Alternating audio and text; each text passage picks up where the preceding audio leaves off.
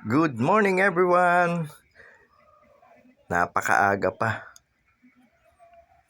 Ang ginaw. Andito tayo ngayon sa Plaza Lucero para i-check natin, i-rota natin ang magiging daan ng Banato race ng MTB and gravel bike. Andito, marami na ring waiting.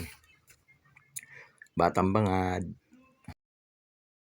Yun yung mga taga-rescue. Sasama rin sila dahil kailangan nila rotahin yun kasi sila rin yung mga duty ron para rin sa mga safety rin ng mga riders. Andyan.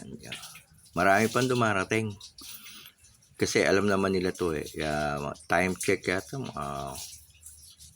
para alas 7 take off na kami para lahat hindi kami ganong initin sa rides.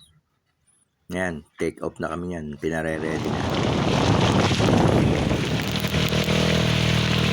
Halos 30 kilometers kalahati ang graba rough road. Ayan, kabalik na kami. Almost 30 kilometers. Kabalik na uli kami ng Plaza Lucero. Siyempre, ayan, si biker dude, nakamotor siya kasi may laban siya yata. Siya ang nag-organizer, siya ang nag-rota sa amin. Biker dude. Siyempre, nagutom. Nagpa-merienda si Sir Eugene kasama ang mga taga-rescue.